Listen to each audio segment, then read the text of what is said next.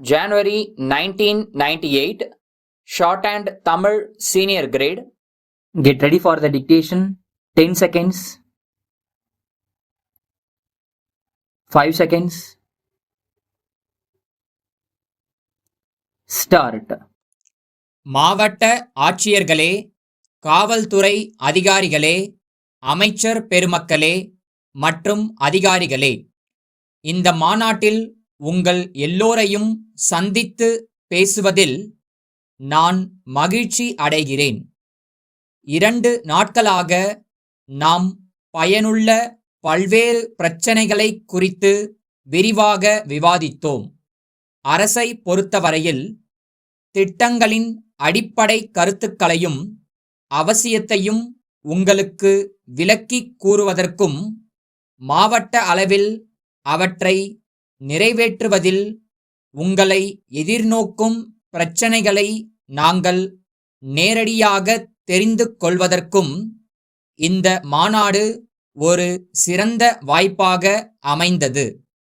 பொதுவாக இத்தகைய மாநாடு ஆண்டுக்கொருமுறை கூடுவது வழக்கமாக இருந்து வருகிறது என்றாலும், இனி நாம் ஆண்டுக்கு 2 அல்லது 3 முறைகளாவது கூடி கருத்துக்களை பகிர்ந்து கொள்வது மிக்க பயனளிக்குமென்று நான் கருதுகிறேன். இந்த அமைச்சரவையை பொறுத்தவரை மக்களின் பெரும்பான்மை வாக்குகளை பெற்று அவர்கள் சார்பாக நாங்கள் ஆட்சிப் பொறுப்பை ஏற்றுக்கொண்டிருக்கிறோம் என்பதையும், அந்த மக்கள் இந்த அரசிடமிருந்து ஆவலுடன் எதிர்பார்க்கும் பணிகளை அதிகாரிகளாகிய உங்களுடைய ஒத்துழைப்புடன் நாங்கள் நிறைவேற்ற கடமைப்பட்டிருக்கிறோம் என்பதையும் நீங்கள் நன்கு அறிவீர்கள். அபிவிருத்திப் பணிகளை பொறுத்தவரை திட்டமிட்ட இலக்கை குறிப்பிட்ட காலவரையறைக்குள் நீங்கள் பெருமளவுக்கு நிறைவேற்றியிருக்கிறீர்கள். அதற்காக அரசின் சார்பாக நான் உங்களெல்லோரையும் பாராட்டக் கடமைப்பட்டிருக்கிறேன். பயனடைந்த மக்களுடைய பாராட்டையும் ஒத்துழைப்பையும் பெற நீங்கள் உரிமை பெற்றவர்கள் ஆவீர்கள். மக்கள் பிரச்சனைகளை விரைவில் தீர்த்து வைக்க வேண்டுமென்ற கடமையுணர்வு அதிகாரிகளிடையே தொடர்ந்து நிலவுமானால், திட்டத்தின் முழு பயன் மக்களை உரிய நேரத்தில் போய் சேர்ந்து பயனளிக்கும் என்பதில் எனக்குச் சிறிதும் ஐயமில்லை.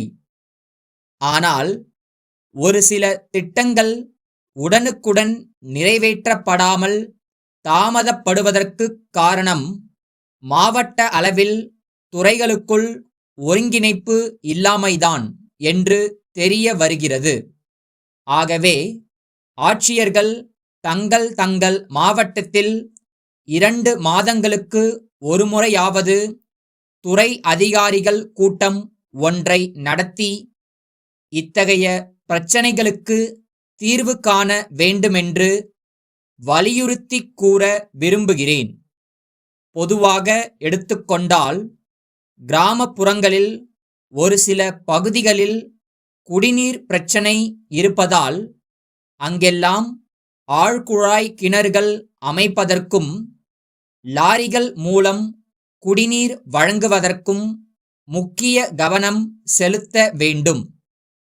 கிராமங்களை நெடுஞ்சாலையுடன் இணைக்கும் சாலைகள் எங்கெங்கு சேதம் அடைந்திருக்கின்றனவோ அவற்றையெல்லாம் செப்பனிட்டு பராமரிப்பதற்கும் ஆவன செய்ய வேண்டும்.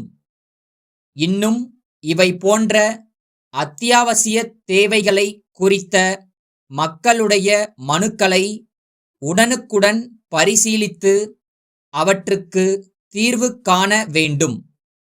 தமிழகத்தில் சட்டம் ஒழுங்கு மீறப்படாமலும் எல்லா தரப்பு மக்களிடையேயும் அமைதி நிலவவும் காவல்துறை அதிகாரிகள் மிக்க கவனமாகச் செயல்பட வேண்டுமென்று கேட்டு உரையை முடித்துக் கொள்கிறேன்.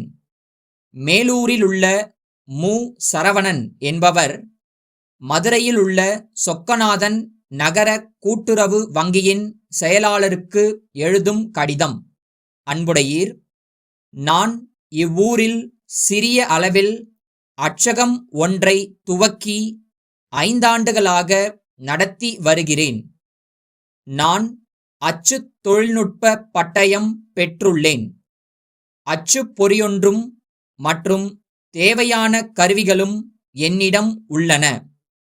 அச்சு பணிகள் தொடர்ந்தாற்போல் அதிக அளவில் வந்து கொண்டிருப்பதால் இவ்வச்சகத்தை விரிவுபடுத்தும் பொருட்டு மக்கள் நடமாட்டம் அதிகமுள்ள வணிக வளாகம் ஒன்றில் அதிக பரப்பளவுள்ள இடமொன்றை வாடகைக்கு எடுத்துள்ளேன்.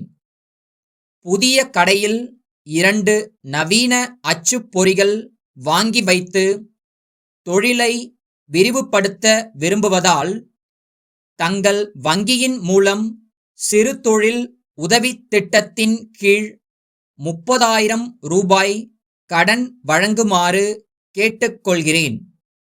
கடன் தொகைக்கு ஈடாக தேவைப்படுவனவற்றை அளிக்க தயாராக இருக்கிறேன் என்றும், முதலும் வட்டியும் மாதந்தோறும் உரிய தேதிகளில் செலுத்தக்கூடும் என்றும் உறுதி அளிக்கிறேன். ஆகவே கடன் பெறுவதற்குரிய விவரங்களை அருள் கூர்ந்து அனுப்பக் கோருகிறேன். தங்கள் கடிதம் கிடைத்தவுடன் தங்களை நேரில் சந்திக்கிறேன். தங்கள் நம்பிக்கையுள்ள